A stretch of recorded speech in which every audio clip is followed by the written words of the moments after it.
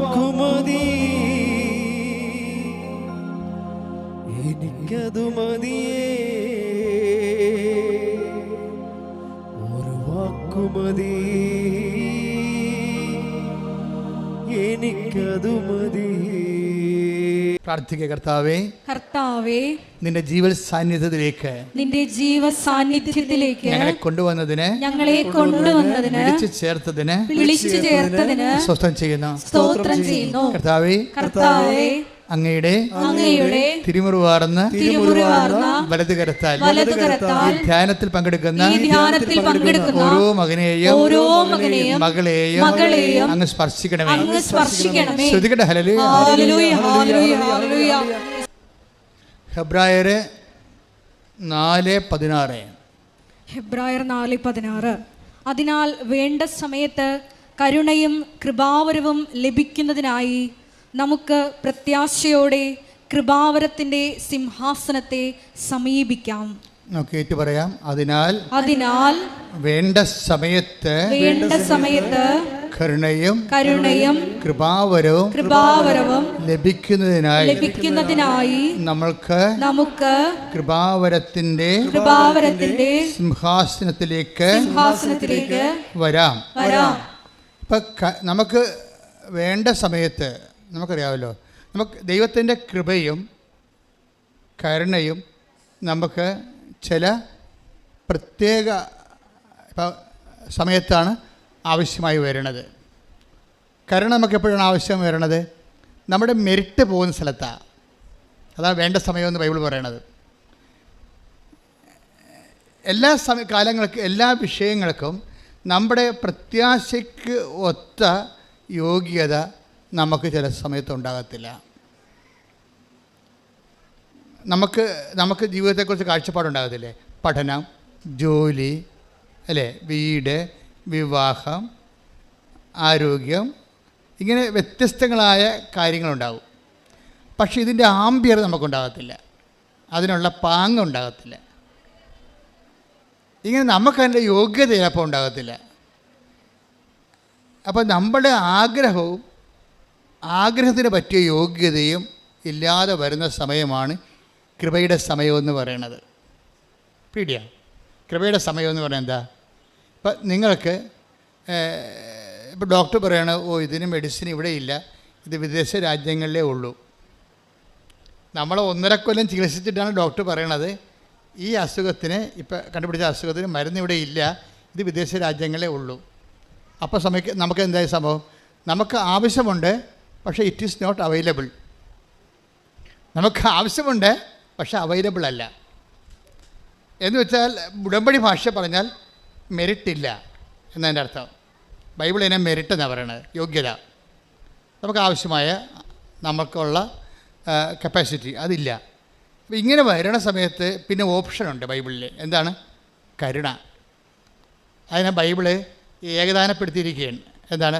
Bible കരുണയും കൃപയും ചില സമയത്ത് കരുണയെന്ന് വിളിക്കും, ചില സമയത്ത് കൃപയെന്ന് വിളിക്കും. രണ്ടും ഒന്നാണ്. കരുണ എന്ന ഒരു മഹാമേരുവിൽ നിന്നാണ് കൃപ ഒഴുകി വരണത്. ഇപ്പോൾ നമുക്ക് ഹിമാലയത്തിൽ നിന്ന് ഗംഗാ നദി ഒഴുകി വരുന്നത്. അപ്പോൾ അവിടെ ആരാണ്? കരുണ ഏതാണ്? ഹിമാലയവും. ഗംഗാനദി എന്താണ്? കൃപയുമാണ്. ഒഴുകി വരണത്. കരുണയും കൃപയും ഒന്നാണെന്ന് ചോദിച്ചാൽ ഒന്നാണെന്ന് ഞാൻ പറയത്തില്ല. നമ്മൾക്ക് കൃപ തരണമെങ്കിൽ ദൈവത്തിന് ആ കൃപ നമുക്ക് തരാനുള്ള, കൃപ ഉൾക്കൊള്ളാനുള്ള മെറിറ്റ് നമ്മുടെ കയ്യിലില്ല. നമുക്കതിന് യോഗ്യതയില്ല. ദൈവത്തിൻ്റെ കൃപ ഉൾക്കൊള്ളാനുള്ള യോഗ്യത നമുക്കില്ല. കാര്യം അത് ഭയങ്കരമായ രീതി വില കൊടുത്ത് ദൈവത്തിന് ക്രിസ്തുവിൻ്റെ പീഡാനുഭവത്തിലൂടെ നേടിയെടുത്തതാണ്. ക്രിസ്തു മനുഷ്യൻ്റെ പാപത്തിന് പരിഹാരം ചെയ്തപ്പോൾ പിതാവിൻ്റെ മനപ്രസാദമാണ് കൃപയായിട്ട് മാറണത്. അപ്പോൾ നമ്മൾ കൈ കഴുകാതെ മീൻ പിടിക്കാൻ പറ്റുമോ? കൈ നനയാതെ. ക്രിസ്തു ഇത്രയും ഇൻവെസ്റ്റ്മെൻറ്റ് ചെയ്തിരിക്കുകയാണ്. അതാണ് നമ്മൾ വിലക്ക് വാങ്ങപ്പെട്ടവരാണെന്ന് പറയുന്നത്. Take the word of God. സ്തുതിക്കട്ടെ. ഹല്ലേലൂയ, ഹല്ലേലൂയ, ഹല്ലേലൂയ, ഹല്ലേലൂയ, ഹല്ലേലൂയ, ഹല്ലേലൂയ, യേശുവേ സ്തുതി. ഹല്ലേലൂയ, ഹല്ലേലൂയ, ഹല്ലേലൂയ, ഹല്ലേലൂയ, ഹല്ലേലൂയ, യേശുവേ സ്തുതി. ഹല്ലേലൂയ. ആരാധന, ആരാധന, ആരാധന.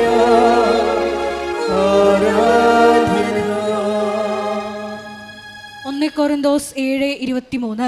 1 കൊരിന്തോസ് 7:23. നിങ്ങൾ വിലയ്ക്ക് വാങ്ങപ്പെട്ടവരാണ്. Price the Lord. ഒന്ന് പറഞ്ഞ്, നിങ്ങൾ വിലക്ക് വാങ്ങപ്പെട്ടവരാണ്.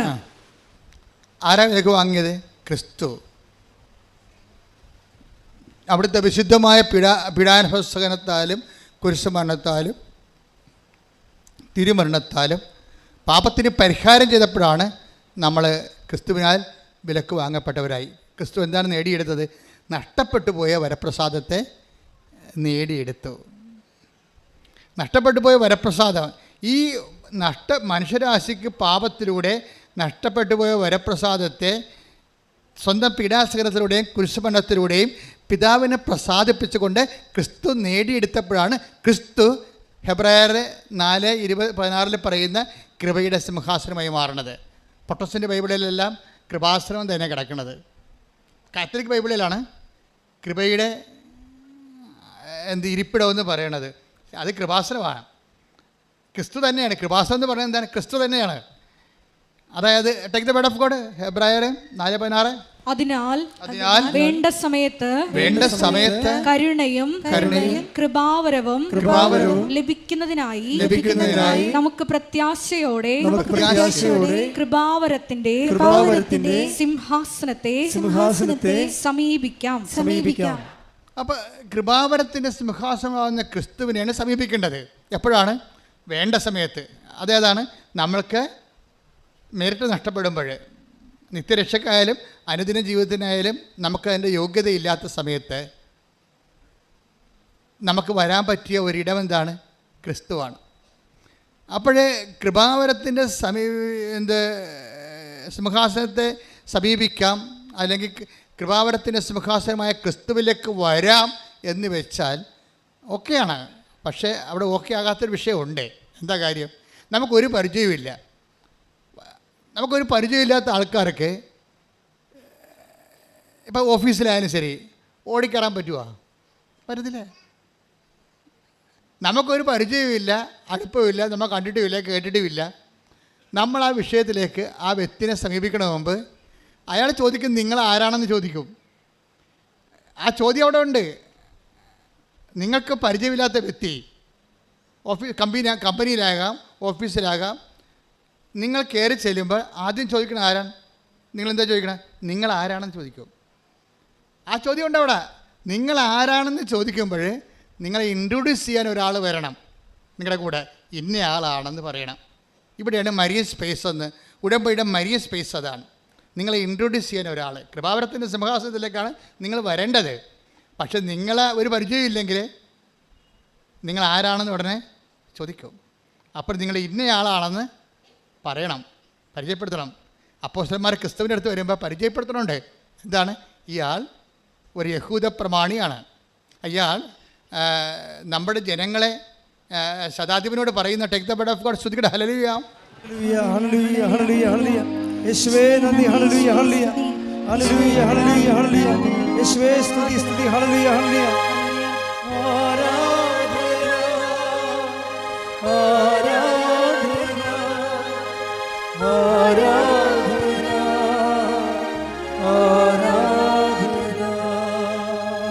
ലൂക്ക 7:4-5.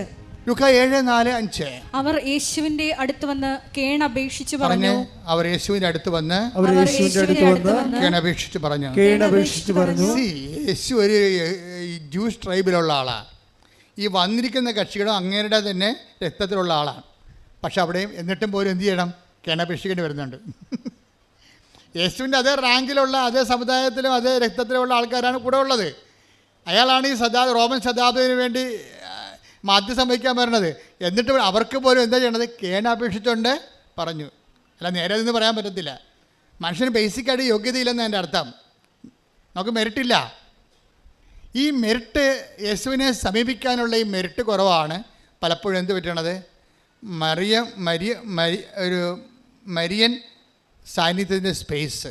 കാര്യം നമ്മളെ യേശുവിനെ പരിചയമില്ലെങ്കിലും യേശു കുരിശിൽ വെച്ച് നമ്മളെ അമ്മയ്ക്ക് മക്കളാക്കിയിട്ടുണ്ട്. This is our right. ഇതിൻ്റെ ലോജിക്ക് ഇതാണ്. Take the word of God. ഇതാ നിൻ്റെ അമ്മ. ശ്രുതിക്കട്ടെ. ഹല്ലേലൂയ, ഹല്ലേലൂയ, ഹല്ലേലൂയ, ഹല്ലേലൂയ. യേശുവേ നന്ദി. ഹല്ലേലൂയ ഹല്ലേലൂയ ഹല്ലേലൂയ. സ്തുതി, യേശുവേ ആരാധന. യോഹന്നാൻ 19:26-27. യോഹന്നാൻ 19:26-27. യേശു തൻ്റെ അമ്മയും താൻ സ്നേഹിച്ച ശിഷ്യനും അടുത്തു നിൽക്കുന്നത് കണ്ട് അമ്മയോട് പറഞ്ഞു, സ്ത്രീയെ, ഇതാ നിന്റെ മകൻ. അനന്തരം അവൻ ആ ശിഷ്യനോട് പറഞ്ഞു, ഇതാ നിന്റെ അമ്മ. അപ്പോൾ മുതൽ ആ ശിഷ്യൻ അവളെ സ്വന്തം ഭവനത്തിൽ സ്വീകരിച്ചു. അപ്പം അമ്മ നമ്മൾ എന്താ ചെയ്യണത്? അമ്മയെ സ്വന്തം ഭവനത്തിൽ സ്വീകരിക്കാൻ ഈശോ നിർദ്ദേശിച്ച പ്രകാരം വിശ്വാസികളെ അമ്മ മാതാവിനെ സ്വന്തം അമ്മയായിട്ട് നമ്മൾ സ്വീകരിക്കുന്നു. അമ്മ നമ്മളെ മക്കളായിട്ട് സ്വീകരിക്കുന്നു. ഈ വേണ്ട സമയത്ത് നിങ്ങളുടെ കൃപയുടെ സിംഹാസനത്തെ സമീപിക്കാൻ പറയുമ്പോഴേ ഈ അമ്മയാണ് നമ്മളെ മരിയൻ ഉടമ്പടി കൂട്ടിക്കൊണ്ടു വരുന്നത്. അതിൻ്റെ ഗ്രൗണ്ട് എന്താണ്? ഇത് നമ്മളുടെ തന്നെ സഹോദരനാണ്, സഹോദരിയാണ്, എൻ്റെ തന്നെ മക്കളാണ്. നീ കുരിശ് വെച്ച് നിൻ്റെ രക്തം ചിന്തി പറഞ്ഞ വാക്കാണിത്. എന്താണ്? നിൻ്റെ രക്തം കൊണ്ട് നീ ഒപ്പിട്ട ഒരു പ്രമാണമാണിത്. എന്താണ്?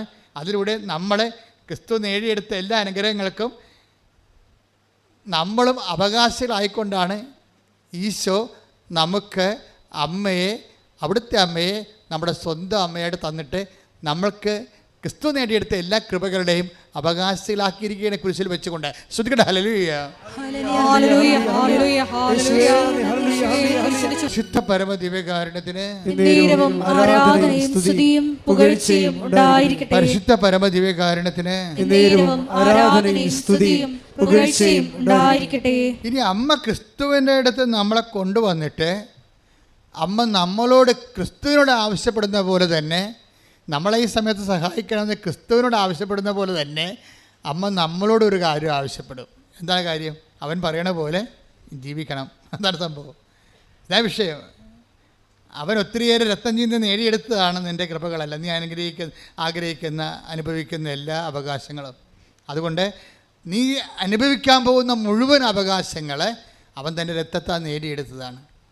അപ്പോൾ നിൻ്റെ നോട്ട് ബൈ മെറിറ്റായിട്ട് നിനക്കത് വേണമെന്നുണ്ടെങ്കിൽ ഒരു കണ്ടീഷനുണ്ട്. എന്താണ്? അവൻ പറയണ പോലെ നിങ്ങൾ ജീവിക്കണം. അതാണ് മരിയൻ ഉടമ്പടി. കൈയടിച്ച് കർത്താവേ. അവൻ്റെ അനുഗ്രഹങ്ങൾ നമ്മളെ നോട്ട് ബൈ മെറിറ്റിൽ നമ്മുടെ യോഗ്യതയാലല്ലാതെ അവൻ്റെ കൃപയാൽ അവൻ്റെ അനുഗ്രഹങ്ങൾ നമ്മൾ വേണ്ട സമയത്ത് പ്രാപിക്കാൻ അവൻ പറയണ പോലെ ചെയ്യുമ്പോൾ അതിലൊന്നാമത്തെ കാര്യം എന്താ അവൻ പറയണത്? അവൻ പറഞ്ഞ ഒന്നാമത്തെ കാര്യം എന്താണ്? അനുദപിക്കുക, സുവിശേഷത്തിൽ വിശ്വസിക്കുക. മർക്കോസ് 1:15. ശ്രുതിക്കട്ടെ ഹല്ലേലൂയ. മർക്കോസ് 1:15. അവൻ പറഞ്ഞു, സമയം പൂർത്തിയായി, ദൈവരാജ്യം സമീപിച്ചിരിക്കുന്നു, അനുദപിച്ച് സുവിശേഷത്തിൽ വിശ്വസിക്കുവിൻ. എപ്പോഴും നമ്മളുടെ സമയമില്ലേ, അത് നമ്മളുടെ യോഗ്യത അയോഗ്യതയുമായി ബന്ധപ്പെട്ടായിരിക്കണം. നമുക്കൊരു വിഷയമുണ്ടായാൽ അപ്പോൾ സമയം പൂർത്തിയാകും.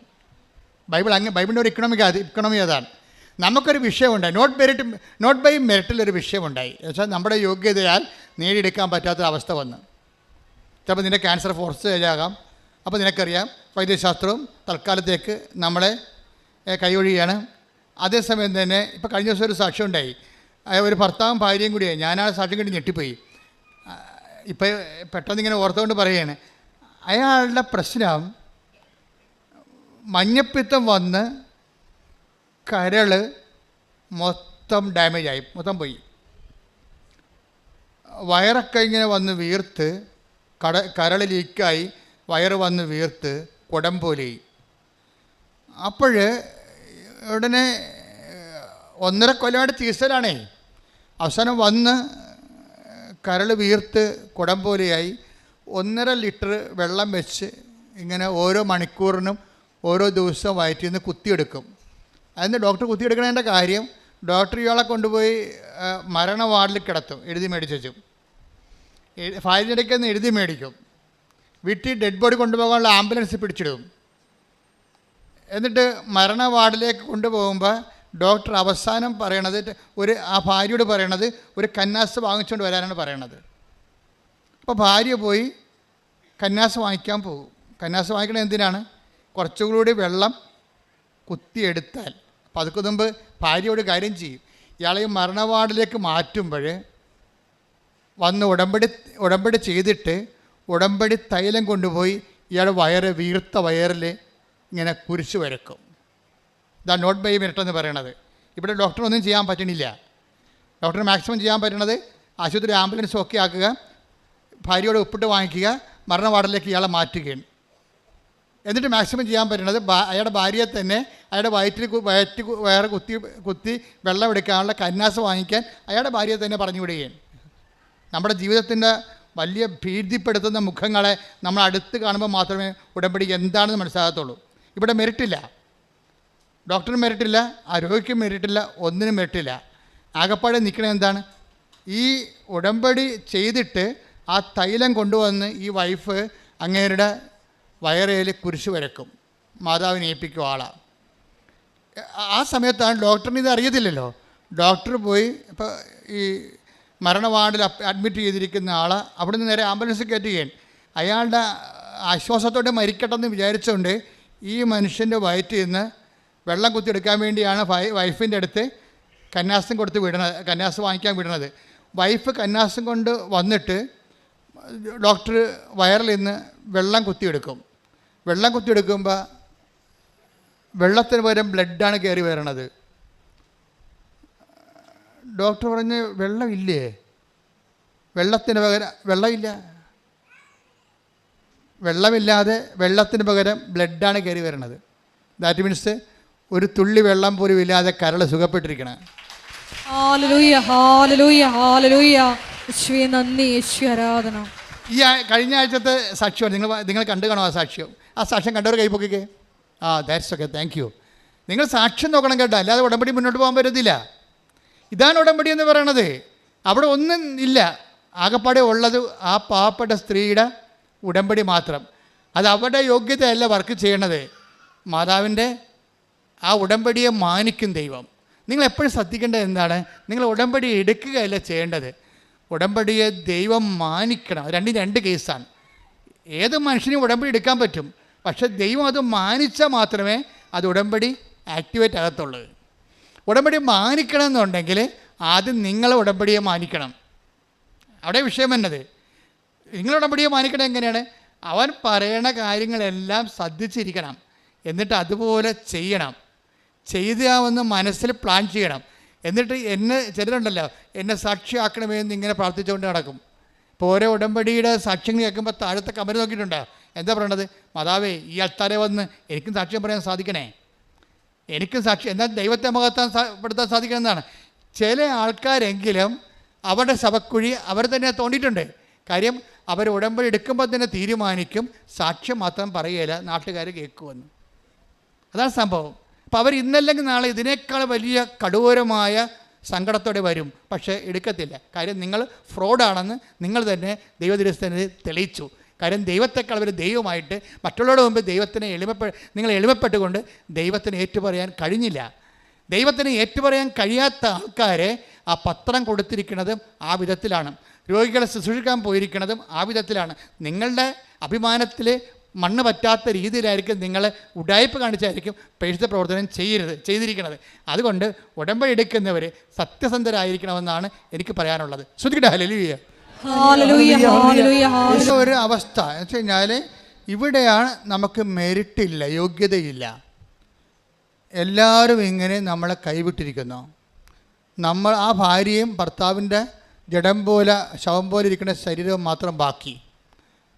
ഈ ഒരു അവസ്ഥയിൽ നമ്മൾ ചെല്ലുമ്പോഴും ദൈവം നമ്മളെ കൈവിടത്തില്ല. അതാണ് ഉടമ്പടിയുടെ പിടുത്തം എന്ന് പറയുന്നത്. ഉടമ്പടി ഒരു പൂട്ടാണ്. എന്താണ്? ദൈവത്തെയും നമ്മളെയും കൂടി കൂട്ടിച്ചേർക്കുന്ന ഒരു വലിയ ബന്ധമാണ്. അത് ആരാണ് പൂട്ടിയിരിക്കണത്? ആ ബന്ധം കൈവിടിപ്പിച്ചിരിക്കുന്ന ആരാണ്? അമ്മയാണ്. അമ്മയെന്ന് പറയണത് കുരിശിൻ്റെ ചുവട്ടിൽ വരെ നിന്നുകൊണ്ട് അവൻ പറയണത് പോലെ ചെയ്ത ആളാണ്. മരിയൻ എന്ന് പറയുന്നത് ഒരു ഉടമ്പടിയുടെ ആളായ്മയാണ്. അമ്മ ആരാണെന്ന് ചോദിച്ചു കഴിഞ്ഞാൽ ആരാണ്? കുരിശിൻ്റെ ചുവട്ടിൽ വരെ നിന്നുകൊണ്ട് പിതാവായ ദൈവം പറഞ്ഞത് അതുപോലെ നിറവേറ്റിയ ഉടമ്പടിയുടെ ആളായ്മയാണ് ഉടമ്പടി മാതാവ്. ഇത് ക്വീൻ ഓഫ് ദി കവനൻ്റാണ് അവരെ. അതാണ് വാഗ്ദാന പേടകമെന്ന് പറയുന്നത്. നമ്മൾ ഇതിൻ്റെ ആധ്യാത്മികത എന്ന് പറയുന്നത് നമ്മുടെ അനുദിന ജീവിതവുമായിട്ടും നമ്മുടെ ക്രൈസിസ് ടൈമായിട്ട് കണക്റ്റഡ് ആണ്. അതാണ് വേണ്ട സമയം എന്ന് പറയുന്നത്. വേണ്ട സമയത്ത് പിന്നെ ഉടമ്പടി ലക്ഷ്യം വെക്കുന്നത് പാപത്തെ അല്ല. പഴയ നിയമത്തിലെ ഉടമ്പടിയൊക്കെ എപ്പോഴും ലക്ഷ്യം വെക്കുന്നത് പാപത്തെയാണ്. നമുക്കറിയാമല്ലോ, പഴയ ഉടമ്പടി 3 തരമുണ്ട്. പഴയ നിയമകാല ഉടമ്പടിയുണ്ട്, മൊസൈക്ക് ഉടമ്പടി, മൊസൈക്ക് കവനൻ്റ്, പിന്നെ പുതിയ കാല ഉടമ്പടി, ക്രിസ്തുവിൻ്റെ പീഡാസഹനത്തിലൂടെ ഉള്ള വീണ്ടെടുപ്പും കർത്താവ് സ്ഥാപിച്ച പുതിയ ന്യൂ കവനൻറ്റും. അത് നിത്യതയുമായിട്ട് ബന്ധപ്പെട്ടതാണ്. പിതാക്കന്മാർ മരുഭൂമി വെച്ച് മന്ന ഭക്ഷിച്ചു, അതുപോലെ ഈ അപ്പം ഭക്ഷിച്ച് ജീവിക്കുന്നതിന് വേണ്ടി ക്രിസ്തുവിൻ്റെ ശരീരം തന്നെ നമുക്ക് ഭക്ഷിച്ച് വിധിച്ച് നൽകുന്ന കുർബാന എന്ന ഉടമ്പടി, അത് നിത്യജീവന് വേണ്ടിയുള്ളതാണ്. അപ്പോൾ നിത്യജീവന് വേണ്ടിയാണ്. നമുക്ക് കയ്യിലത്തെ സ്വഭാവം കേടായി പോകാനല്ലേ യേശു ക്രിസ്തു ക്രൂശിക്കപ്പെട്ടത്. നമുക്ക് നഷ്ടപ്പെട്ട പ്രസാദവരം വീണ്ടെടുത്തിട്ട് ദൈവത്തിൻ്റെ കൂടെ നിത്യതയിൽ വരപ്രസാദത്തെ മഹത്വപൂർണ്ണമായി കഴിയാൻ വേണ്ടിയാണ് ക്രിസ്തു ക്രൂശിക്കപ്പെട്ടത്. പക്ഷേ അനുദിന ജീവിതത്തിൻ്റെ അവസ്ഥ എന്താണ്?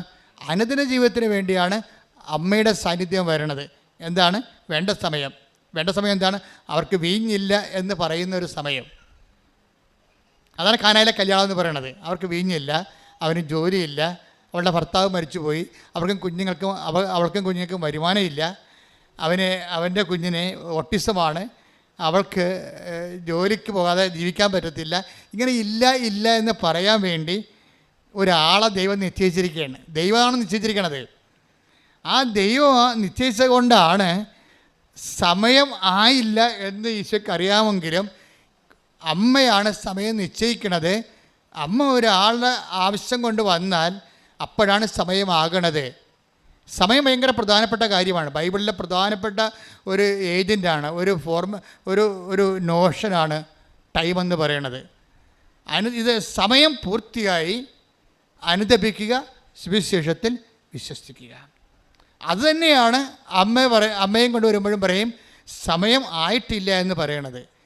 അപ്പോൾ അമ്മ സമയം ആയതിൻ്റെ സൂചനയായിട്ടാണ് നമ്മുടെ ഇല്ലായ്മ യേശുവിൻ്റെ അടുത്ത് അവതരിപ്പിക്കുന്നത്. അതിൻ്റെ അർത്ഥം എന്താണ്? നമുക്ക് എപ്പോഴാണ് മെരിറ്റ് ലോസ് ചെയ്യണത് അപ്പോൾ നമ്മുടെ കൃപയുടെ സമയമായി. കൈയടിച്ച് സ്തുതിക്കട്ടെ. ഹല്ലേലൂയ. ഹല്ലേലൂയ ഹല്ലേലൂയ യേശുവേ നന്ദി. ഹല്ലേലൂയ ഹല്ലേലൂയ ഹല്ലേലൂയ ഹല്ലേലൂയ യേശുവേ നന്ദി. ഹല്ലേലൂയ ബലഹീനതയിൽ ബലമേകി ബലവാനായോ നടത്തിടുന്നു. ബലഹീനതയിൽ ബലമേകി ബലവാനായോ നടത്തിടുന്നു. കൃപയാലേ കൃപയാലേ കൃപയാൽ അനുദിനവും കൃപയാലേ കൃപയാലേ കൃപയാൽ അനുദിനവും. പരിശുദ്ധ പരമദിവ്യകാരുണ്യത്തിന് ആരാധനയും സ്തുതിയും പുകഴ്ചയും ഉണ്ടായിരിക്കട്ടെ. അപ്പോൾ ഉടമ്പടിയുടെ ഒരു ലക്ഷ്യമെന്ന് പറഞ്ഞത് എന്താണ്? ഉടമ്പടി ഫോക്കസ് എന്താണ്? ടൈമാണ് ഫോക്കസ് ചെയ്യണത്. അത് എപ്പോഴും നമ്മൾ ഓർത്തേക്കണം. നമ്മുടെ ഒരു പ്രാർത്ഥനകളും ടൈമിനെ ഫോക്കസ് ചെയ്യുന്നില്ല. പക്ഷേ നമ്മുടെ ജീവിതത്തെ ഉയർത്തുകയും താഴ്ത്തുകയും ചെയ്യുന്ന കണ്ടൻറ്റ് ടൈമാണ്. ടൈമല്ലേ? ശരി, ഇപ്പോൾ ഇന്നലെ എൻ്റെ കയ്യെ പിടിച്ചുകൊണ്ട് കുറേ കുഞ്ഞുങ്ങൾ പറഞ്ഞു വെച്ചാൽ ലാസ്റ്റ് ചാൻസ് ആണെന്ന്. അത് ലാസ്റ്റ് എന്ന് പറയുന്നത് എന്താണ്? ഫസ്റ്റും ലാസ്റ്റും ടൈമാണ്. അതാ സംഭവം.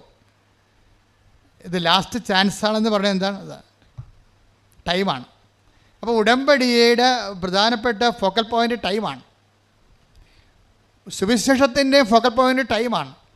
മദറിൻ്റെ ഫോക്കൽ പോയിൻ്റ് ടൈമാണ്.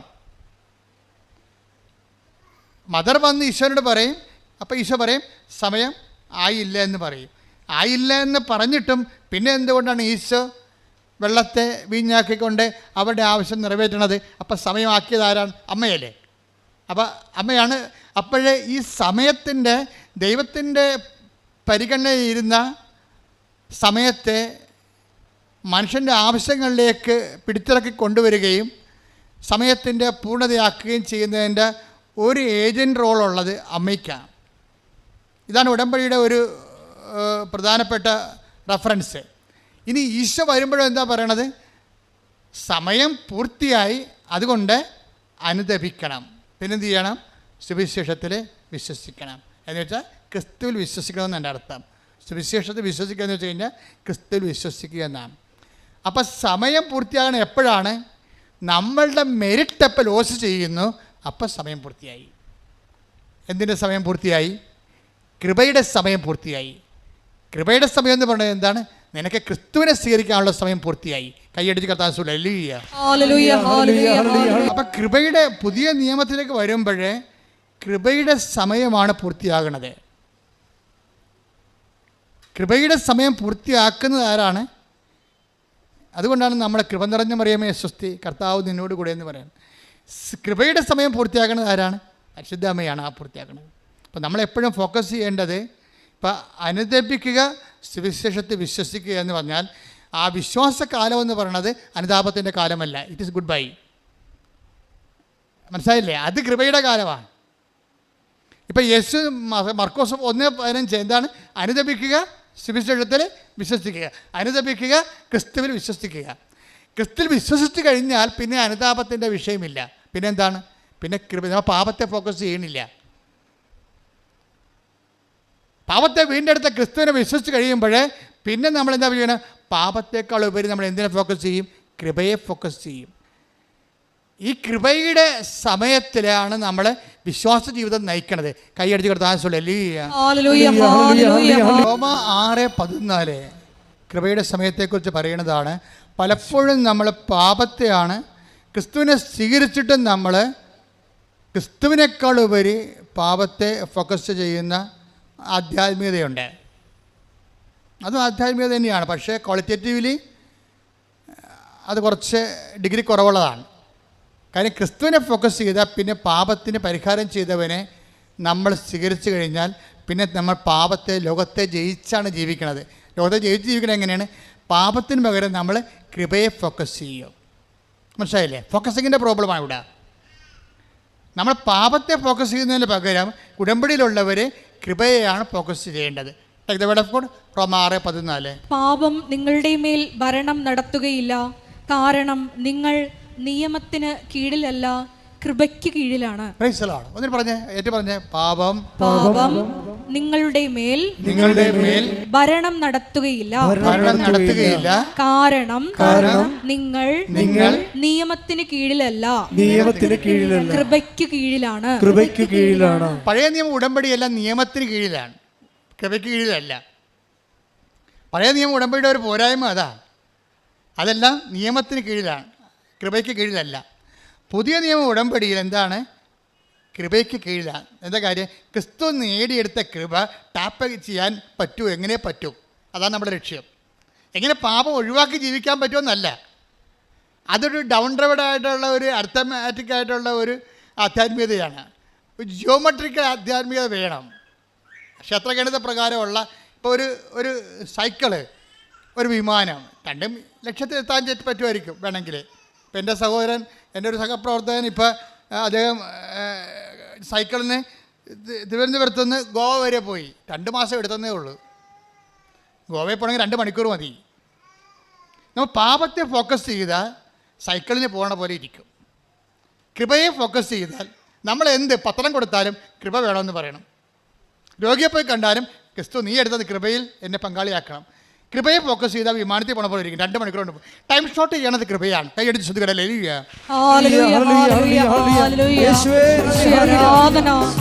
കൃപയെ ലക്ഷ്യം വെച്ച് മുന്നേറുവാൻ നമ്മളെ അഭിഷേകം ചെയ്യണമേ.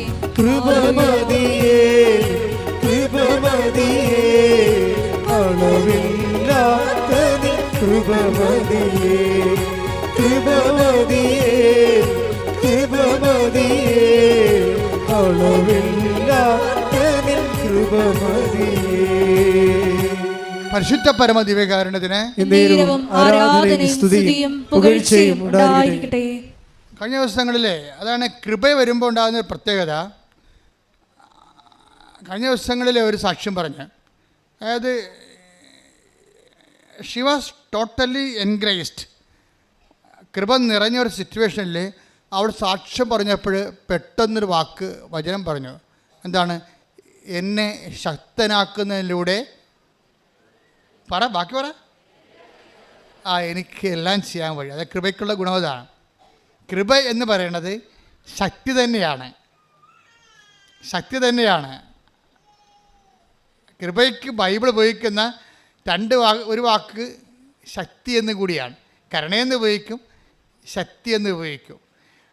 ദൈവത്തിൻ്റെ കരുണ കൊണ്ടാണ് നമുക്ക് കൃപ ലഭിക്കുന്നത്. കൃപ ലഭിച്ചു കഴിഞ്ഞാൽ നമ്മൾ പവർഫുള്ളാവും. അതാണ് ഫിലിപ്പിയർ 4:13. Take the word of God. ശ്രദ്ധിക്കട്ടെ. ഹല്ലേലൂയ ഹല്ലേലൂയ ഹല്ലേലൂയ ഹല്ലേലൂയ ഹല്ലേലൂയ ഹല്ലേലൂയ. യേശുവേ നന്ദി. ഹല്ലേലൂയ ഹല്ലേലൂയ ഹല്ലേലൂയ ഹല്ലേലൂയ. ഫിലിപ്പി 4:13 എന്നെ ശക്തനാക്കുന്നവനിലൂടെ എല്ലാം ചെയ്യാൻ എനിക്ക് സാധിക്കും. Praise the Lord. പറഞ്ഞേ. എന്നെ ശക്തനാക്കുന്നവനിലൂടെ എല്ലാം ചെയ്യാൻ എനിക്ക് സാധിക്കും.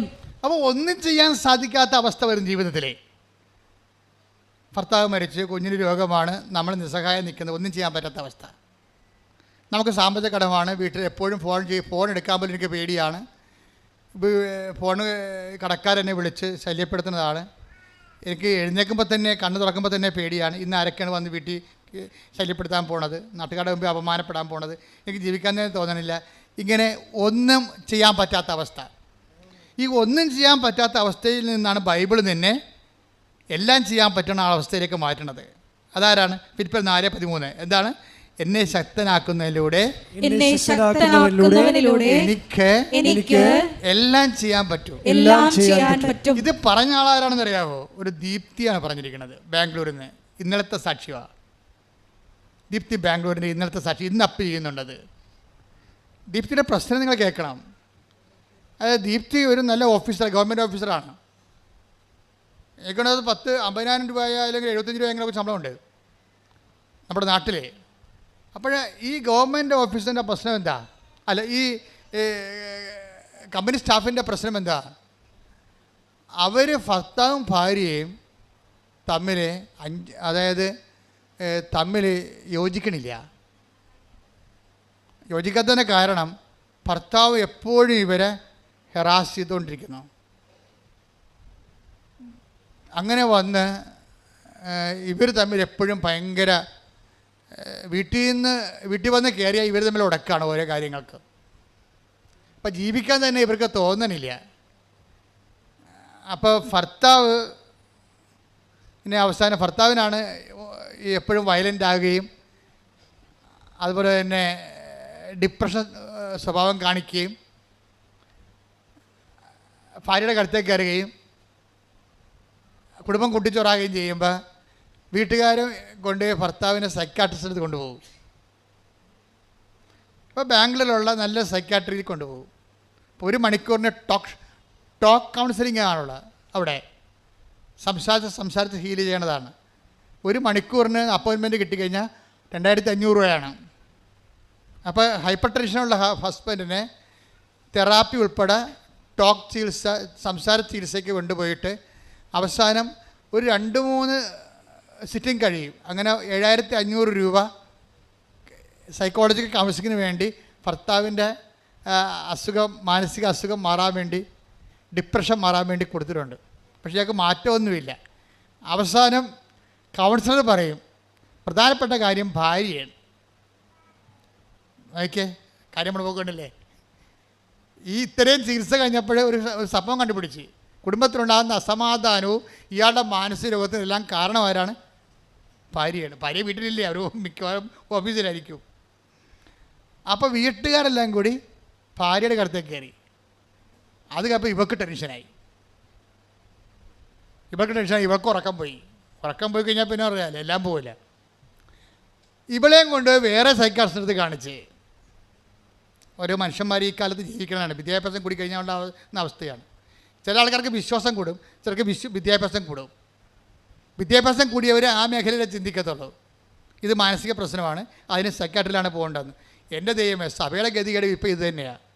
സഭയിലും പ്രശ്നങ്ങൾ വരുമ്പോൾ ഇതുപോലെ സഭയ്ക്ക് അഭിഷേകം കൊടുത്തിട്ടുണ്ട്. പട്ടത്തിൻ്റെ കൗൺസിലിംഗാണ് പരിശുദ്ധാത്മാവിൻ്റെ ഏറ്റവും വലിയ സംഭവമാണ് ഉപദേശപരം എന്ന് പറയുന്നത്.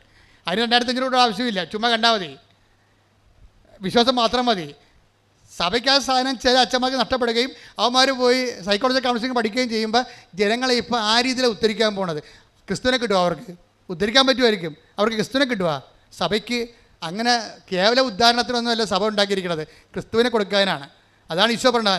അധ്വാനിക്കുന്നവനാണ് നീ, പ്രഷർ എടുക്കുന്നവനാണ്, പക്ഷെ നീ എൻ്റെ അടുത്ത് വരണം, ഞാൻ നിന്നെ ആശ്വസിപ്പിക്കാം. കൈയടിച്ച് കർത്താവ് ഹല്ലേലൂയ. ഹല്ലേലൂയ, ഹല്ലേലൂയ, ഹല്ലേലൂയ. യേശുവേ എന്നാ പറ്റിയിരിക്കണേ? ഭാര്യയും ഭർത്താവും ഓരോ സൈക്കാസ്റ്റിൻ്റെ അടുത്ത് ക്ലിനിക്കിൽ പോയിക്കൊണ്ടിരിക്കുകയാണ് കൗൺസിലിങ്ങിന് വേണ്ടി. എന്തിനാണ്? വീട്ടു പ്രശ്നത്തിന് വേണ്ടി. പക്ഷെ അവിടെ ഒന്നും താക്കോല് കിട്ടണില്ല, ഇത് തുറക്കാനുള്ള താക്കോലില്ല. കുറച്ച് കഴിഞ്ഞപ്പോൾ അവർ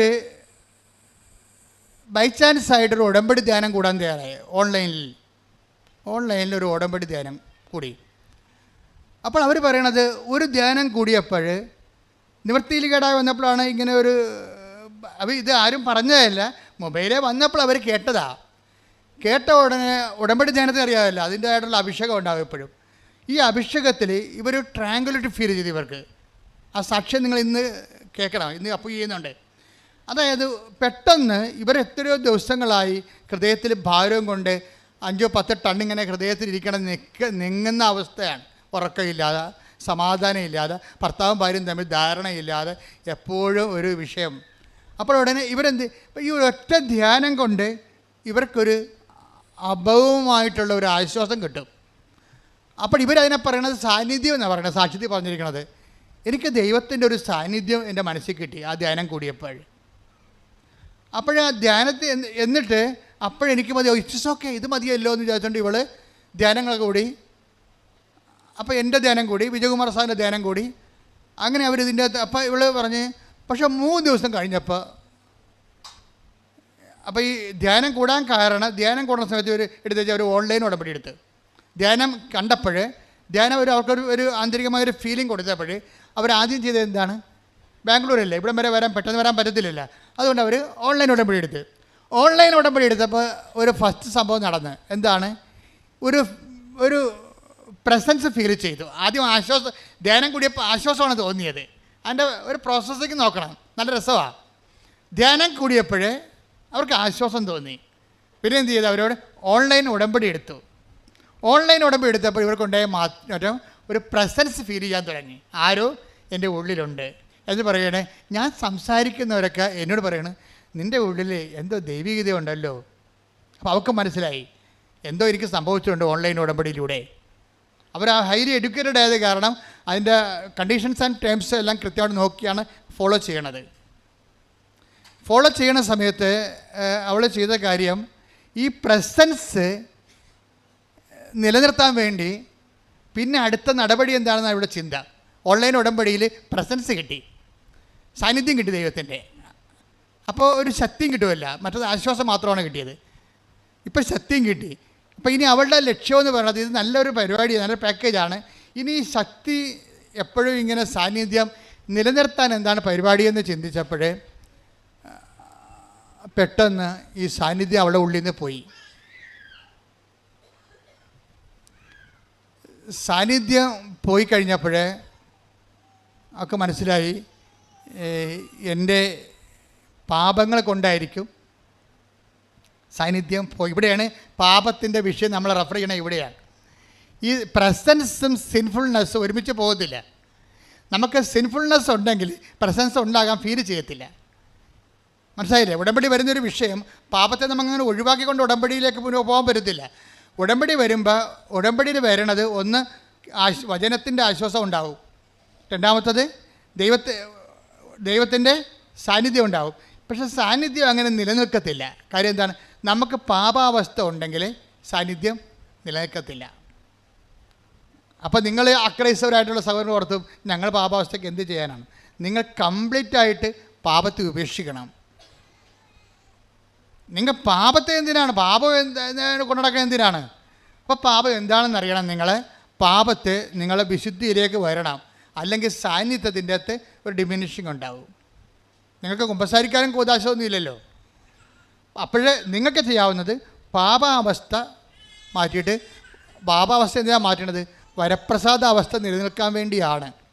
വിശ്വാസത്താൽ നിങ്ങൾക്ക് ചെയ്തികൾ കൊണ്ടും വരപ്രസാദാവസ്ഥ, ഒരു കേവല വരപ്രസാദാവസ്ഥ നിങ്ങൾക്കുണ്ട്. അതിലൂടെ നിങ്ങൾക്കൊരു പ്രസൻസ് ഫീൽ ചെയ്യുന്നുണ്ടാകാം. അത് മുന്നോട്ട് കൊണ്ടുപോകണം. പക്ഷേ ഈ മോൾക്കുണ്ടാകുന്ന പ്രശ്നം അതല്ല. അവർ നോൺ ക്രിസ്ത്യൻ അല്ല, ക്രിസ്ത്യനാണ്, പക്ഷേ മാർത്തോമൈസാണ്. അതാണ് വിഷയം. അപ്പോൾ അവർക്ക് കുമ്പസാരമില്ല. അവൾ പറയുന്നുണ്ട്, ഞാൻ കത്തോലിക്കയിലാണ് കെട്ടിയിരിക്കണമെങ്കിലും മനസ്സുകൊണ്ട് മാർത്തോമയായിട്ടാണ് ജീവിക്കുന്നത്. അതെല്ലാം കൃത്യമായിട്ട് പറയുന്നുണ്ട്. അപ്പോൾ എനിക്ക് കുമ്പസാരമില്ല, എൻ്റെ സഭയിലും കുമ്പസാരമില്ല, നോട്ട് കമ്പൽസറി. ഇപ്പോൾ ഞാൻ കുമ്പസാരിക്കാറില്ല. അപ്പോൾ പക്ഷേ ഈ എനിക്ക് ഉടമ്പടിയിലൂടെ ഓൺലൈൻ ഉടമ്പടിയിലൂടെ ലഭിച്ച വരപ്രസാദത്തിലൂടെ വന്ന ആ പ്രസൻസില്ലേ, അത് നിലനിർത്താൻ വേണ്ടി ഞാൻ പോയി കുമ്പസാരിച്ച്. കല്യാണത്തിന് കുമ്പസാരിച്ചിട്ട് പിന്നെ ഞാൻ ആദ്യം കുമ്പസാരിക്കുകയാണ്. അപ്പോൾ എനിക്ക് മനസ്സിലായി പാപം നിലനിൽക്കുന്നുണ്ടല്ലോ. കുമ്പസാരിക്കാൻ പോയപ്പോൾ അച്ഛൻ പറഞ്ഞ്, പ്രാർത്ഥനയല്ല, പ്രാർത്ഥനയെന്ന് പറഞ്ഞാൽ ചൊല്ലണ പ്രാർത്ഥനയല്ല, ചെയ്യണ പ്രാർത്ഥനയാണ് പ്രാർത്ഥനയെന്ന് പറഞ്ഞ്. അത് അവൾ ഓർത്തിരുന്നു. അപ്പോഴവൾ വിചാരിച്ച് ചെല്ലണ പ്രാർത്ഥന, ഇപ്പോൾ എൻ്റെ പിഴ ഞാൻ എൻ്റെ വലിയ പിഴ എന്നൊക്കെ പറഞ്ഞ് മനസ്സാപ്പറയൊക്കെ നമ്മൾ ചെല്ലിയിട്ട് നമ്മൾ സ്വർഗസ്ഥനായ പിതാവ് എന്ന് പറഞ്ഞാൽ പറയുക എന്നൊക്കെ ചെല്ലിയിട്ട് പ്രായച്ചിത്വം ചെല്ലും. അപ്പം അച്ഛൻ പറഞ്ഞ് അതുകൊണ്ട് ഈ തീ കൊണ്ട് ഈ ചേന വേഗത്തില്ല എന്ന് പറഞ്ഞു. പിന്നെ എന്ത് ചെയ്യണമെന്ന് പറഞ്ഞു. അപ്പോൾ ഇവൾ പുറത്തിറങ്ങിയിട്ട് പറഞ്ഞു, ഞാൻ എന്താ ചെയ്യേണ്ടത്? അപ്പോൾ കുറേ ആൾക്കാർക്ക് പണ്ട് എന്തോ എഡ്യൂക്കേഷൻ സെൻറ്റർ നടത്തിയിരുന്ന ആളാണ്. അപ്പോൾ അവരെല്ലാം പരീക്ഷയ്ക്ക് പൈസ അടച്ചിട്ടുണ്ട്, പഠനത്തിന് പൈസ അടച്ചിട്ടുണ്ട്, പലർക്കും പൈസ തിരിച്ചു കൊടുത്തിട്ടില്ല. ഇവർക്കിപ്പോൾ നല്ല നിലയാണ്, ശമ്പളമൊക്കെ ആവശ്യത്തിനുണ്ട്, പക്ഷേ പഴയ കടക്കാർക്ക് പൈസ കൊടുത്തിട്ടില്ല. അപ്പോൾ കടങ്ങൾ കിടക്കുന്നിടത്തോളം കാലം, പാപങ്ങൾ കിടക്കുന്നിടത്തോളം കാലം വരപ്രസാദം ഫീൽ ചെയ്യാതെ വരും. ഇത് നിങ്ങൾ ഉടമ്പടിക്കാർ എല്ലാവരും കേൾക്കേണ്ട ധ്യാനമാണിത്. ആണായാലും പെണ്ണായാലും ക്രിസ്ത്യാനിയായാലും അക്രൈസ്തവനായാലും ദൈവത്തിൻ്റെ സാന്നിധ്യം സൗജന്യമാണ്. പക്ഷേ നമ്മൾ ഫീൽ ചെയ്യുക എന്നുള്ളത് അനദർ കേസാണ്. നമുക്ക് ഫീൽ ചെയ്യണമെന്നുണ്ടെങ്കിൽ നമ്മൾ ഓക്കെ ആയിരിക്കണം. അപ്പോൾ അതുകൊണ്ട് ഉടമ്പടി ഇരിക്കുന്ന ആൾക്കാർ ഇവിടെയാണ് ശ്രദ്ധിക്കേണ്ടത്. എവിടെയെങ്കിലും നമ്മൾക്ക് അനുതാപത്തിൻ്റെ മേഖലയുണ്ടെങ്കിൽ, ഞങ്ങളെ അക്രൈസ്തവരാണ്, ഞങ്ങൾക്ക് അബോർഷൻ ചെയ്യണതിന് കുഴപ്പമില്ലെന്ന് പറഞ്ഞാൽ ഒറ്റ നടക്ക് പോകത്തില്ല.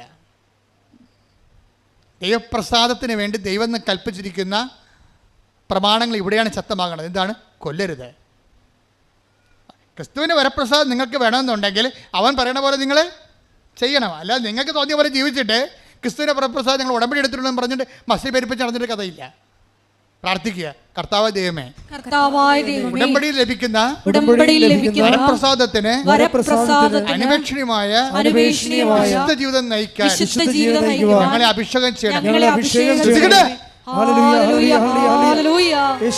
പരമദിവ്യകാരുണ്യത്തിന്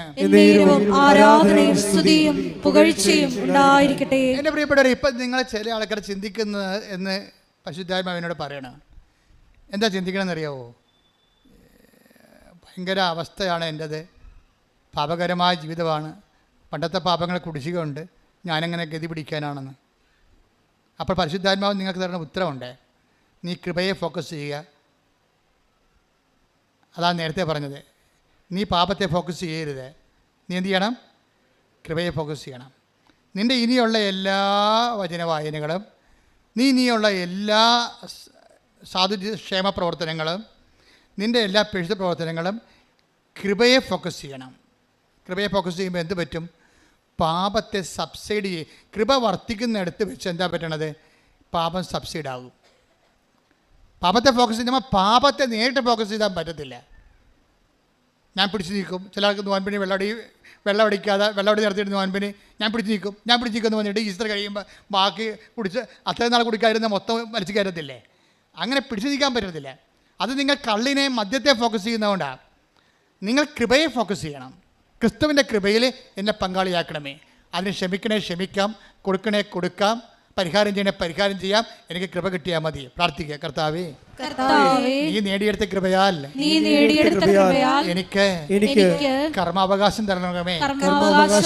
ഞാൻ എന്ത് ഒത്തുതീർപ്പിനും നിന്റെ കൃപയ്ക്ക് വേണ്ടി സ്വീകരിക്കാൻ വേണ്ടി ഞാൻ എന്ത് ഒത്തുതീർപ്പിനും തയ്യാറാണ്. എന്നെ സഹായിക്കണമേ. എന്റെ അമ്മയെ പരിശുദ്ധമ്മേ ദൈവമാതാവേ, എനിക്ക് വേണ്ടി പ്രാർത്ഥിക്കണമേ.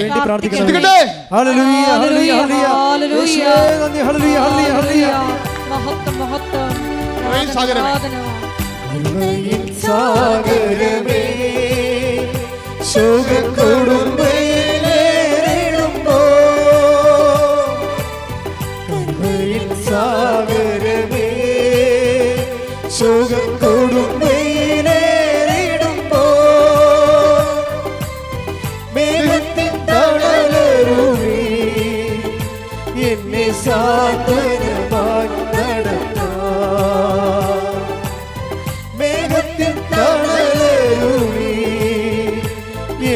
സാന്ത്വനമായി നടത്താം. കൃപയരുന്ന അവന്റെ പകർന്നിടുക. ഈ ഭൂമിയിലെൻ യാത്രയിൽ ദൈവകൃപ അരുളുക. ഈ ഭൂമിയിലെൻ യാത്രയിൽ ദൈവകൃപ അരുളുക. പരിശുദ്ധ പരമ ദിവ്യകാരുണ്യത്തിന് എന്നേരവും ആരാധനയും സ്തുതിയും പുകഴ്ചയും ഉണ്ടായിരിക്കട്ടെ. ശുദ്ധ പരമ ദിവ്യകാരുണ്യത്തിന് എന്നേരവും ആരാധനയും സ്തുതിയും പുകഴ്ചയും ഉണ്ടായിരിക്കട്ടെ. അപ്പോൾ വരുന്ന വേറൊരു വിഷയം വരണതേ, ഇപ്പം നമ്മൾക്ക് ഒരു ആശ്വാസം പ്രാപിച്ചാലും ഈ ആശ്വാസത്തെ മെയിൻറ്റെയിൻ ചെയ്യാനുള്ള ഭൗതിക സാഹചര്യം വീട്ടിലില്ലെങ്കിൽ നമ്മൾ പണിമേടിക്കും. നമ്മൾ ആശ്വാസം പ്രാപിച്ചു, പക്ഷേ ഹസ്ബൻഡ് ഇപ്പോഴും പഴയ അവസ്ഥയിലാണ്. ആ വീട്ടിലുള്ള അമ്മായിയപ്പനും അമ്മായിയമ്മയൊക്കെ കുടുംബപ്രാർത്ഥനയേ ഇല്ല. അഥവാ ഇവൾ പ്രാർത്ഥിക്കാൻ പോകുകയാണെങ്കിൽ അവർ സി വി വെച്ചുകൊണ്ടിരിക്കും. ഒന്ന് ചിന്തിച്ച് നോക്കിയേ, ഈ വീട്ടിൽ എങ്ങനെ സമാധാനം ഉണ്ടാവണം നിങ്ങൾ പറയണേ? കെട്ടി വന്ന മരുമകൾ പ്രാർത്ഥനയ്ക്ക് വന്നാലും അമ്മായിയമ്മ ടി വിയും വെച്ചുകൊണ്ടിരിക്കും. എന്നിട്ട് അവർ പ്രാർത്ഥിക്കണ ഇവർക്ക് കേൾക്കാം. എന്നാൽ ഇതൊന്ന് ഇത്തിരി സ്വരം താഴ്ത്തി കൊടുക്കണമല്ലോ. ഒന്നുമില്ലെങ്കിൽ ഇവർ പ്രാർത്ഥിച്ചില്ലെങ്കിൽ മറ്റുള്ളവരെ പ്രാർത്ഥിക്കാൻ അനുവദിക്കണമല്ല. ആ പരിപാടി പോലും അവർ ചെയ്യത്തില്ല. അപ്പം നമ്മുടെ ഭൗതിക സാഹചര്യങ്ങൾ നമ്മൾ ഓക്കെ ആയാലും നമ്മുടെ സമാധാനവും കൃപയും മെയിൻറ്റെയിൻ ചെയ്യണമെങ്കിൽ എന്ത് ചെയ്യണം? നമ്മൾ വീട്ടുകാരെ കൂടി ഫോക്കസ് ചെയ്യണം. വീട്ടുകാരെ കൂടി ഉടമ്പടിയുടെ പരിധി കൊണ്ടുപോകും. അപ്പോൾ എന്ത് ചെയ്ത് അവർ രണ്ടും കൽപ്പിച്ച് ബാംഗ്ലൂരിൽ നിന്ന് നേരെ ഇവിടെ വരും. തീർത്ഥാടന ഉടമ്പടി എടുക്കും. ഓരോ ഉടമ്പടിക്കും ഓരോ ബലമാണ്. ഓൺലൈൻ ഉടമ്പടിക്ക് ഒരു ബലമുണ്ട്. ഇപ്പോൾ വചനം കേൾക്കുന്ന പഴയ നിയമ ഉടമ്പടിക്ക് ഒരു ബലമുണ്ട്. അത് ആശ്വാസമാണ്. അത് ലക്ഷ്യം വെക്കുന്നത് കൽപ്പനയാണ്. കൽപ്പന ലക്ഷ്യം വെക്കുന്നത് പാപത്തെയാണ്. പക്ഷേ പുതിയ നിയമത്തിൽ വരുമ്പോഴേ കൃപയെയാണ്, നിത്യജീവന ആവശ്യമായ കൃപയെയാണ് ലക്ഷ്യം വെക്കുന്നത്. പക്ഷെ അതിന് വേണ്ടി നമ്മൾ പലപ്പോഴും അവിടുത്തെ മരിയൻ കണ്ടൻറ്റ്, അതായത് നമ്മളെ ക്രിസ്തുവിനോട് അടുപ്പിക്കുന്ന ഒരു ഏജൻ്റുണ്ട്. എബ്രാഹത്തിൻ്റെയൊക്കെ ഉടമ്പടിക്ക് ഉണ്ടായിരുന്ന പാളിച്ചകൾ എന്താ? എബ്രാഹത്തിനോട് ദൈവം പറഞ്ഞതല്ലേ, അടുത്ത കൊല്ലം കടന്നു പോകുമ്പോൾ, അടുത്ത വസന്തത്തിൽ കടന്നു പോകുമ്പോൾ നിനക്ക് കുഞ്ഞുണ്ടാകുമെന്ന്. ആ വസന്തമെന്നേ പറഞ്ഞോളൂ, ഏത് വർഷത്തെ വസന്തമെന്ന് പറഞ്ഞില്ല. ദൈവത്തിൻ്റെ വാഗ്ദാനത്തിൻ്റെ സവിശേഷത നമുക്കൊരു പരീക്ഷണം ഇട്ടിട്ടാണ് ദൈവം ചെയ്യത്തുള്ളൂ. എല്ലാ ഉടമ്പടികൾക്കും പരീക്ഷണം ഉണ്ടാകും. ഇപ്പോൾ ഈ ദീപ്തി എന്ന് പറഞ്ഞ സഹോദരി ഇവിടെ നിന്ന് ഉടമ്പടി എടുത്തതിന് ശേഷം, ഈ തീർത്ഥാടന ഉടമ്പടി എടുത്തതിന് ശേഷം അവർ വീട്ടിൽ ചെല്ലുമ്പോൾ അവർ ഓക്കെയാണ്. പക്ഷേ സാഹചര്യങ്ങളെ കുറച്ചുകൂടി മൂർച്ഛിക്കും. അതാണ് വിജയകുമാറിൻ്റെ ധ്യാനത്തിൻ്റെ ഒരു പ്രത്യേകത. കാര്യം വിജയകുമാറിനെ ഞാൻ പരിചയപ്പെട്ട കാലം മുതൽ ആ മനുഷ്യൻ പ്രഷറിലാണ്. എപ്പോൾ എൻ്റെ ഇടയ്ക്ക് നിന്ന് പ്രാർത്ഥിച്ച് പോകുന്ന പിറ്റേ ദിവസം എന്തെങ്കിലും പ്രശ്നം ഉണ്ടാവും. തിരിച്ചു വിളിക്കും. എന്നിട്ട് പുള്ളി പറഞ്ഞ വാക്ക്, the problems are in queue, why എന്നൊക്കെ ചോദിക്കും എന്നോട്. പ്രശ്നങ്ങൾ മുമ്പത്തേക്കാളും ക്യൂവിലാണ്, 1 by 1 ആയിട്ട് വന്നുകൊണ്ടിരിക്കുകയാണ്. വൈ എന്ന്. അപ്പം ഞാൻ നിങ്ങളെ ഉറച്ചു നിൽക്കാൻ പറയും. എന്താ കാര്യം? ഉറച്ചു നിൽക്കുക എന്നുള്ളത്, ഉറച്ചു നിൽക്കുന്നവനെ ദൈവം കൃപ കൊടുക്കത്തുള്ളൂ. ആടിക്കളിക്കണവന് കൃപ കൊടുക്കത്തില്ല. ഉറച്ചു നിന്ന് ടെക്ക് കൊടുക്കും. ശ്രുതികട ഹല്ലേലൂയ ഹല്ലേലൂയ ഹല്ലേലൂയ ഹല്ലേലൂയ. യേശുവേ നന്ദി. ഹല്ലേലൂയ ഹല്ലേലൂയ ഹല്ലേലൂയ ഹല്ലേലൂയ ഹല്ലേലൂയ ഹല്ലേലൂയ. യേശുവേ സ്തുതി. ഹല്ലേലൂയ ഹല്ലേലൂയ ഹല്ലേലൂയ ഹല്ലേലൂയ ഹല്ലേലൂയ. ലൂക്ക 21:19. പീഡനത്തിലും ഉറച്ചു നിൽക്കുന്നതിലൂടെ നിങ്ങളുടെ ജീവനെ നിങ്ങൾ നേടും. ഒന്ന് വായിച്ചേ. പീഡനത്തിലും 21:19. പീഡനത്തിലും ഉറച്ചു നിൽക്കുന്നതിലൂടെ ഉറച്ചു നിൽക്കുന്നതിലൂടെ നിങ്ങളുടെ ജീവനെ നിങ്ങൾ നേടും. അപ്പം അതുപോലെ തന്നെ നീ വിശ്വാസത്തിൽ ഉറച്ചു നിന്ന് നിന്റെ സഹോദരങ്ങളെ ശക്തിപ്പെടുത്താൻ പറയും. ലുക്കാ 22 പോകുമ്പോഴേ ശ്രുതികട ഹല്ലേലൂയ ഹല്ലേലൂയ. ശിമയോൻ പറഞ്ഞേ. ശിമയോൻ ഇതാ സാത്താൻ വരുന്നുണ്ടല്ലേ? ഉടമ്പടി ഇടയ്ക്ക് സാത്താൻ വരൂ. ശിമയോൻ ഇതാ സാത്താൻ നിങ്ങളെ ഗോതമ്പ് പോലെ പാറ്റാൻ ഉദ്യമിച്ചു. അപ്പൊ തിന്മയുടെ ഒരു ഉദ്യമം എപ്പോഴും ഉണ്ടാകും. ഓർത്തേക്കണത്. എന്നാൽ നിന്റെ വിശ്വാസം ക്ഷയിക്കാതിരിക്കാൻ ഞാൻ നിനക്ക് വേണ്ടി പ്രാർത്ഥിച്ചു. നീ തിരിച്ചു വന്ന് നിന്റെ സഹോദരരെ ശക്തിപ്പെടുത്തണം. അപ്പൊ തിരിച്ചു വരിക, വിശ്വാസത്തിൽ ഉറച്ചു നീക്കുക, ഇതെല്ലാം സെയിം ഇഫക്റ്റാണ്. പക്ഷെ എന്തിനാണ് ഉദ്ദേശിക്കണത്? മറ്റുള്ളവരെയാണ് ഉദ്ദേശിക്കണത്. നിന്നെ ഉറപ്പിച്ച് നിർത്തുക. നിന്നെ ഇങ്ങനെ ആട്ടിയാണ് ഇത് ഉറപ്പിക്കണത്. നിന്നെ പ്രലോഭനങ്ങൾ നൽകിക്കൊണ്ട് ആട്ടി നിന്നെ ഉറപ്പിക്കും. എന്തിനാണ് ഉറപ്പിക്കണത്? നിങ്ങൾക്ക് പ്രലോഭനങ്ങൾ ശക്തിപ്പെട്ട് കഴിയുമ്പോൾ നിങ്ങൾ പീഡിതരാണെങ്കിൽ അപ്പം തന്നെ ബൈബിൾ ഇക്കോണമി അനുസരിച്ച് നിങ്ങൾ മറ്റുള്ളവരെ ഫോക്കസ് ചെയ്യണം. എന്താണ്?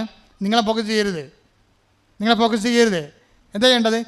മറ്റുള്ളവർ, നിങ്ങൾക്കറിയാവുന്നവർ, ഭർത്താവ്, ഭാര്യ, മക്കൾ, അവർ വിശ്വാസം തകർന്ന ആൾക്കാരെല്ലാം അവരുടെ വിശ്വാസം ഉറക്കാൻ വേണ്ടി പ്രാർത്ഥിക്കണം. നിങ്ങൾ ചെയ്യണം എന്താണെന്ന് അറിയാമോ? അവർക്ക് ജോലി കിട്ടാൻ വേണ്ടി പ്രാർത്ഥിക്കും, അവർക്ക് PR കിട്ടാൻ വേണ്ടി പ്രാർത്ഥിക്കും. അവിടെയാണ് ഉടമ്പടി അബോർഷൻ സംഭവിക്കുന്നത്. ദൈവത്തിന് പ്രയോജനമില്ലല്ലോ. ദൈവത്തിന് പ്രയോജനമുള്ള ഫോർമാറ്റിൽ കൊണ്ടുവരണം. നിങ്ങൾ എന്ത് ചെയ്യും? നിങ്ങൾ പ്രാർത്ഥിക്കും മറ്റുള്ളവർക്ക് വേണ്ടി. എന്ത് പ്രാർത്ഥിക്കും? എന്താ പ്രാർത്ഥിക്കണത്? ഇപ്പോൾ കഴിഞ്ഞ ദിവസം ഒരു സാക്ഷ്യം ഉണ്ടായി.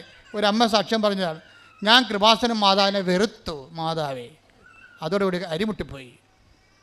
അവരെന്താ പറഞ്ഞത്? അവരുടെ ആദ്യത്തെ കാര്യങ്ങളൊന്നും സാധിച്ചില്ലെന്നാണ് പറയണത്. അത് കാരണം ഞാൻ ഇതിലേ കൂടി ഹരിപ്പാട് ഓഫീസിൽ പോകുമ്പോൾ ഇങ്ങോട്ട് തിരിഞ്ഞു പോലും നോക്കത്തില്ലെന്ന് പറഞ്ഞു. അപ്പോൾ ഇവൾ തിരിഞ്ഞു നോക്കത്തില്ല എന്നുണ്ടെങ്കിലും നക്കപ്പച്ച കൊടുത്തില്ലെങ്കിലും ദൈവത്തിൽ നിന്ന് പോകുന്ന ദൈവത്തിന് അറിയാം ഈ സാധനത്തിനാണ്. അതാണ് വിഷയം. അത് നിങ്ങൾ മനസ്സിലാക്കണം. നിങ്ങളുടെ കാര്യങ്ങൾ നിങ്ങൾ വിചാരിക്കുന്ന സമയം നടത്തിയില്ലെങ്കിൽ നിങ്ങൾക്ക് ദൈവത്തിന് നിങ്ങൾ ഉപേക്ഷിക്കുമെന്ന് നിങ്ങൾ ഉടമ്പടി ചെയ്യുമ്പോൾ തന്നെ ദൈവത്തിന് അറിയാം. അപ്പോൾ പിന്നെ എങ്ങനെയാണ് ഉടമ്പടി വർക്കൗട്ട് ചെയ്യണത്? കാര്യം നിങ്ങളെ ദൈവത്തിന് അറിയാം. അപ്പം നിങ്ങളുടെ ദൈവം ആരാണ്? നിങ്ങളുടെ നിയോഗമാണ് ദൈവമല്ല. നിങ്ങളെന്താ പറയേണ്ടത്? ഈ നിയോഗം നടക്കാതിരിക്കുകയോ? നടന്നില്ലെങ്കിലും നീ തന്നെയായിരിക്കും എൻ്റെ ദൈവം. അതാണ് ഉടമ്പടി. കൈയടിച്ച് ശ്രുതികളെ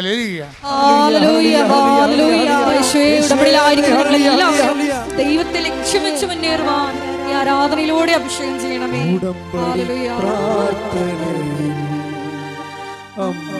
ഉടനടി പരിഹാരമേകൻ അവൻ പറയുന്നത് ചെയ്തിടും.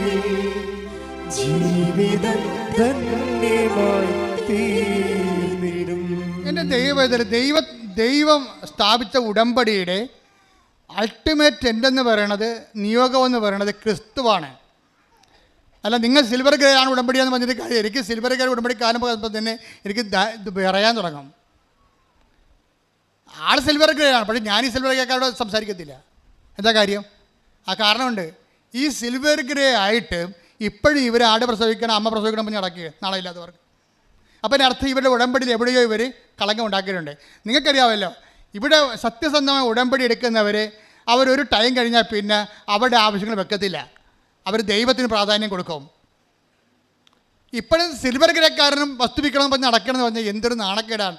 അതൊക്കെ എൻ്റെ സമയത്ത് ദൈവം നടത്തിക്കൊള്ളും. ഞാൻ എൻ്റെ ദൈവത്തിന് ജോലി ചെയ്യും. ഇത് ശേഷിച്ച കാലം ദൈവത്തിൻ്റെ മഹത്വത്തിന് വേണ്ടി ജീവിക്കും. അതാണ് എൻ്റെ സിൽവർ നിയോഗം.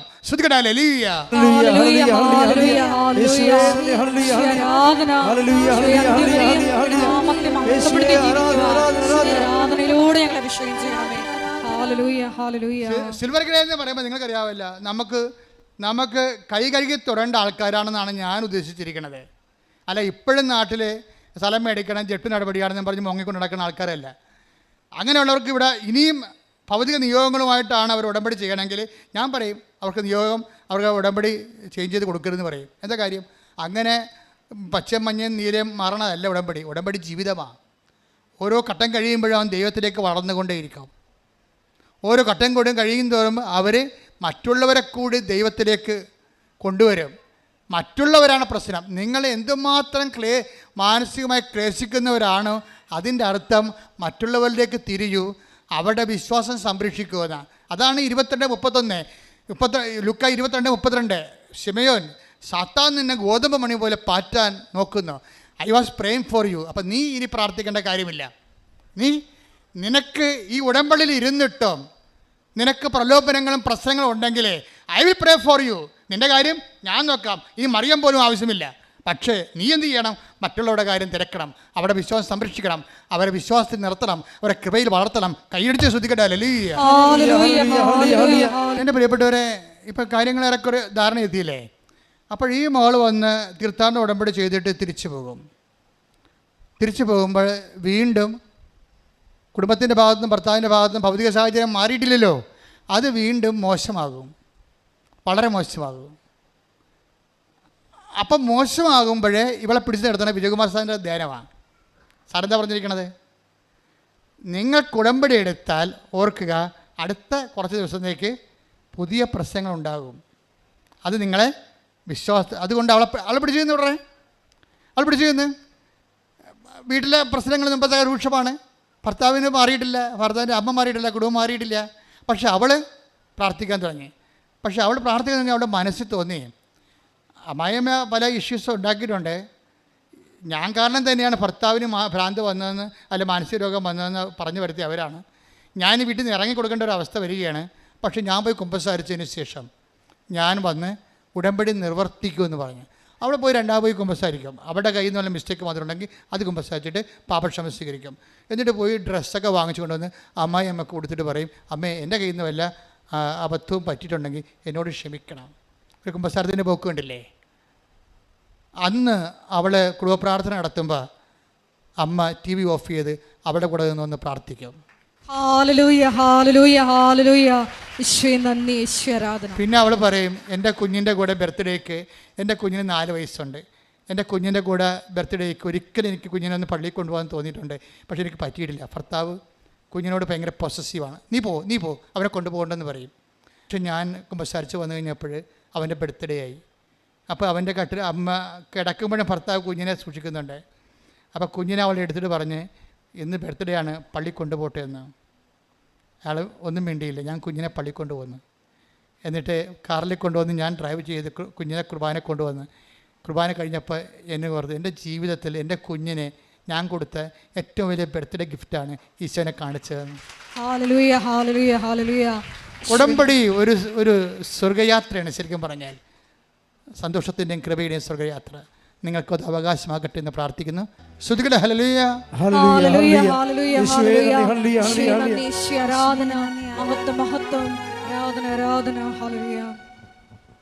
പരിശുദ്ധ പരമ ദിവ്യകാരുണ്യത്തിന് ആരാധനയും സ്തുതിയും പുകഴ്ചയും ഉണ്ടായിരിക്കട്ടെ. പരിശുദ്ധ പരമ ദിവ്യകാരുണ്യത്തിന് ആരാധനയും സ്തുതിയും പുകഴ്ചയും ഉണ്ടായിരിക്കട്ടെ.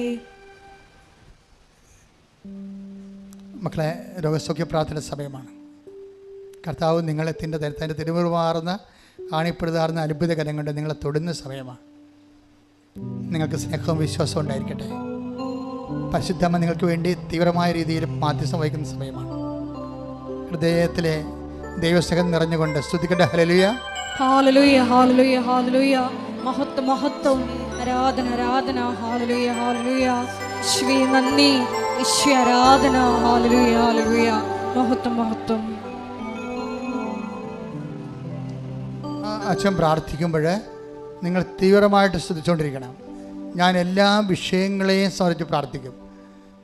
രോഗങ്ങൾ, ഇവിടെ ഉള്ളവർ, ആശുപത്രി കിടക്കുന്നവർ, നിങ്ങളുടെ ബന്ധുക്കൾ, സ്വന്തപ്പെട്ടവർ, നിങ്ങളുടെ പ്രാർത്ഥനാ സഹായം ആവശ്യപ്പെട്ടവർ, എല്ലാവരെയും കർത്താവ് തൊടുന്ന സമയമാണ്. അത് കാലാകാലങ്ങളോടും ആരെല്ലാം എപ്പോഴെല്ലാം എന്നെല്ലാം ഈ ധ്യാനം കൂടുന്നുവോ അപ്പോഴെല്ലാം ഉടമ്പടി ധ്യാനത്തിലൂടെ ആരാധനയുടെ ദൈവം ഈ നിയോഗങ്ങളുടെ മേലെ, ആ ധ്യാനം കൂടുന്ന ഓരോരുത്തരും നിയോഗങ്ങളുടെ മേലെ കർത്താവിൻ്റെ കരുണ ചൊരിയും. ശ്രുതിക്കട്ടെ. ഹല്ലേലൂയ, ഹല്ലേലൂയ, ഹല്ലേലൂയ.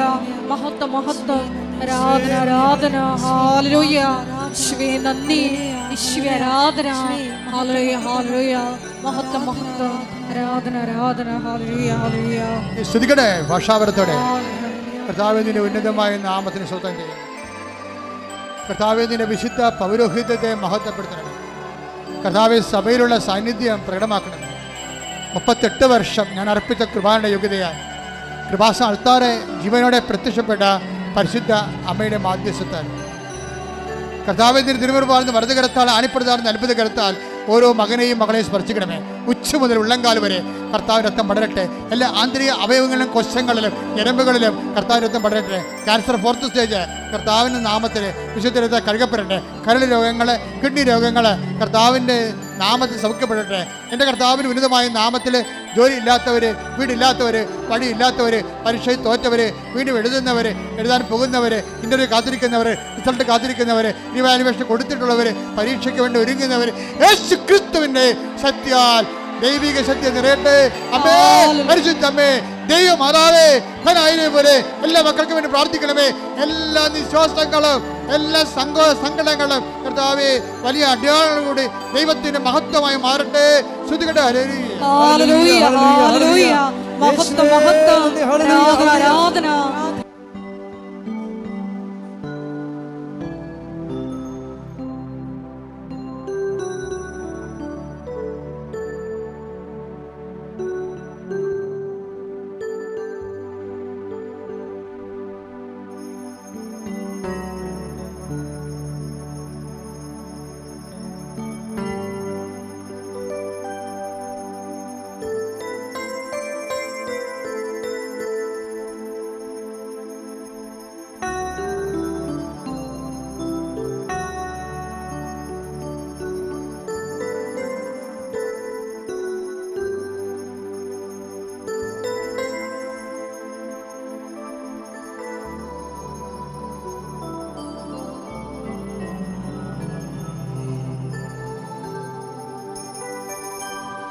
പരിശുദ്ധ പരമമാ ദിവ്യകാരുണ്യമേ, എന്നുമെന്നും അങ്ങേക്ക്